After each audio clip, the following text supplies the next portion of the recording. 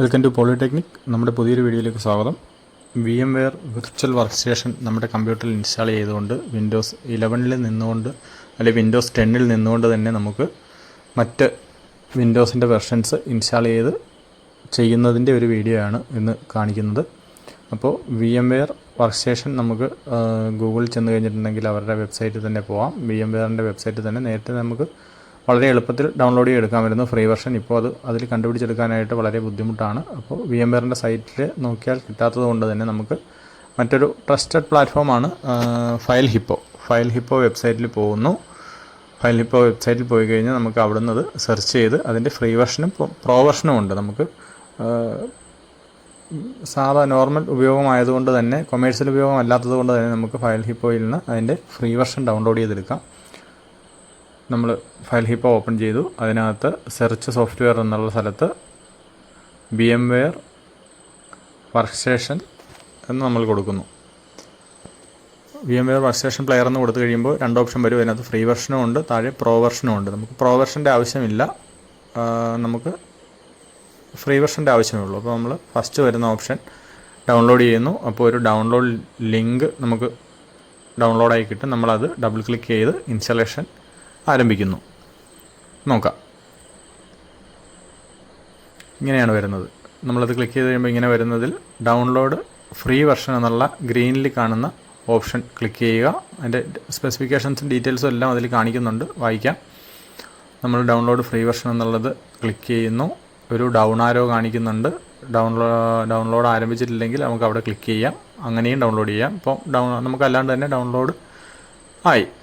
1.7 MB ഉള്ള ഒരു ചെറിയ ഫയലാണ് ഓപ്പൺ ആയത്. അതിൽ നിന്നുകൊണ്ടാണ് ബാക്കി അത് ഓൺലൈനായിട്ട് അതിൻ്റെ ഇൻസ്റ്റാളേഷൻ നടക്കുന്നത്. നമ്മളത് ഡബിൾ ക്ലിക്ക് ചെയ്യുന്നു, ഇൻസ്റ്റാൾ ചെയ്യുന്നു, അതിൻ്റെ നെക്സ്റ്റ് അടിച്ച് വിടുക, അതിൻ്റെ ടേംസ് ആൻഡ് കണ്ടീഷൻസ് അക്സെപ്റ്റ് ചെയ്യുന്നു.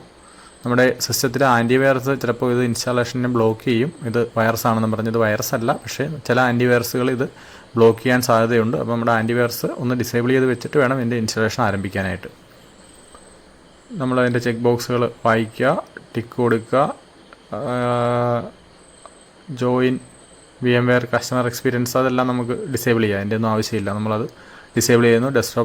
ഡെസ്ക്ടോപ്പ് ഐക്കണും സ്റ്റാർട്ട് മെനു ഐക്കണോ ഒക്കെ എനേബിൾ ചെയ്യുന്നു. ഇൻസ്റ്റാളേഷൻ കംപ്ലീറ്റ് ചെയ്യുന്നു. ഇൻസ്റ്റാൾ കൊടുക്കുന്നു. അപ്പോൾ അതിൻ്റെ പ്രോസസ്സുകൾ കംപ്ലീറ്റ് ആവുകയാണ്. അതിന് ശേഷം നമുക്ക് ഡെസ്ക്ടോപ്പിലേക്ക് ഇതിൻ്റെ ഷോർട്ട് കട്ട് വരും. ഷോർട്ട് കട്ട് നമുക്ക് ക്ലിക്ക് ചെയ്ത് കഴിഞ്ഞിട്ടുണ്ടെങ്കിൽ നമ്മുടെ VMware സോഫ്റ്റ്വെയറിലേക്ക് നമുക്ക് കയറാം. ഫിനിഷ് കൊടുക്കുന്നു, അത് വായിക്കുന്നു, ഫിനിഷ് കൊടുക്കുന്നു. റീസ്റ്റാർട്ട് ചോദിക്കുന്നുണ്ട്, നമ്മൾ റീസ്റ്റാർട്ട് പിന്നീട് കൊടുക്കാം. റീസ്റ്റാർട്ട് കൊടുത്ത് വർക്ക് ചെയ്യാം. നമുക്ക് വീഡിയോയ്ക്ക് വേണ്ടിയിട്ട് നോ കൊടുക്കാം. നോ കൊടുത്ത് ഡെസ്ക്ടോപ്പിൽ വന്ന ഐക്കൺ നമ്മൾ ഡബിൾ ക്ലിക്ക് ചെയ്യുന്നു. VMware വർക്ക് സ്റ്റേഷൻ എന്ന് പറയുന്ന ഐക്കൺ ഡബിൾ ക്ലിക്ക് ചെയ്യുന്നു. ഇത് ഉപയോഗിച്ച് നമുക്ക് വിൻഡോസ് 11-ൻ്റെ പുതിയ വെർഷൻ നമ്മൾ കഴിഞ്ഞ ദിവസം ചെയ്ത വീഡിയോയിൽ കാണിക്കുന്ന വെർഷനൊക്കെ ഇൻസ്റ്റാൾ ചെയ്യാം. ഇത് ക്ലിക്ക് ചെയ്യുന്നു. അതിനകത്ത് ക്രിയേറ്റ് ന്യൂ വിർച്വൽ മെഷീൻ എന്ന് പറയുന്ന ഫസ്റ്റ് ഓപ്ഷൻ നമ്മൾ ക്ലിക്ക് ചെയ്യുന്നു. കണ്ടില്ലേ, ഏറ്റവും ആദ്യം പ്ലസ് സിമ്പിളായിട്ട് കിടക്കുന്നത്, അത് ക്ലിക്ക് ചെയ്യുന്നു. അത് ക്ലിക്ക് ചെയ്ത് കഴിഞ്ഞിട്ടുണ്ടെങ്കിൽ നമ്മൾ ഡൗൺലോഡ് ചെയ്ത് വെച്ചിരിക്കുന്ന ISO ഫയൽ അതിനകത്തേക്ക് ലൊക്കേഷൻ കൊടുക്കുന്നു. ഇത് ഇൻസ്റ്റാൾ ചെയ്യുമ്പോൾ C ഡ്രൈവ് ആണ് അതിൻ്റെ ഡിഫോൾട്ട് ലൊക്കേഷൻ വരുന്നത്. നമുക്ക് വേണമെങ്കിൽ C ഡ്രൈവിൽ ഒരു 30 GB സൈസ് ഫ്രീ ഇല്ലെങ്കിൽ മറ്റ് ഡ്രൈവ് ഇതിനുവേണ്ടി സെലക്ട് ചെയ്യാം. അതിനകത്ത് ഇൻസ്റ്റാളേഷൻ ഡിസ്ക് ഇമേജ് എന്നുള്ള സ്ഥലത്ത് ബ്രൗസ് ചെയ്തിട്ട് നമ്മുടെ ഫയൽ ISO ഫയൽ അതിന് ലൊക്കേറ്റ് ചെയ്ത് കൊടുക്കുന്നു. അതിനുശേഷം നമ്മൾ ഇൻസ്റ്റാളേഷൻ ആരംഭിക്കുന്നു. സെയിം നമ്മുടെ നിലവിലുള്ള മെയിൻ വിൻഡോസിൽ നിന്നുകൊണ്ട് തന്നെ നമുക്ക് വിർച്വലായിട്ട് OS ചെയ്യാം. Okay, thank you.